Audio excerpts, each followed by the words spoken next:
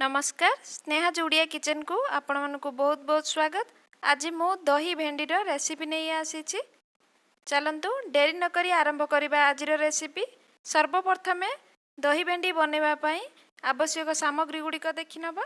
मुझे गोटे कटोरी दही नहीं एवं भेंडी को भल भाव धोई यही साइज रे काटी नहीं। भेरसुआ पत्र किछि एवं कंचा लंका रसुण को छेची नहीं। अल्प किछि सोरिष नहीं। चलतु सर्वप्रथमे हमें भेंडी को भाजी नवा।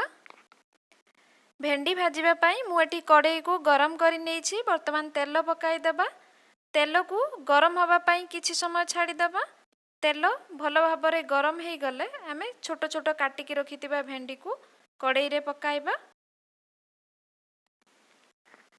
सबुतक भेंडी पकाई सारिला परे तेल रे एहा को भल भाव मिक्स कर नबा। एथिरे लूण पकाइबा।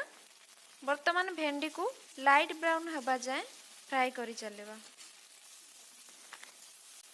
भेंडी फ्राए कला बेले गैस रो फ्लेम को मीडियम हाई रखिबे।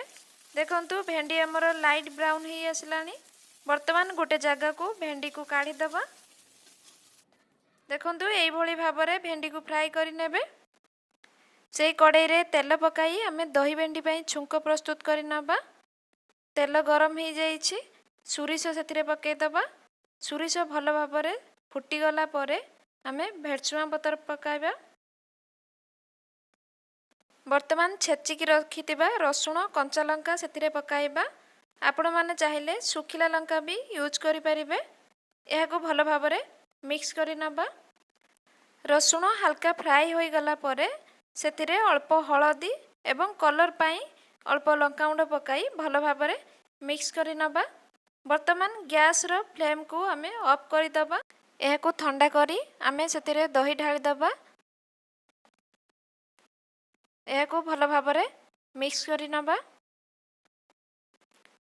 छुंक ठंडा करी दही ढालिले दही फाटिबो नाही।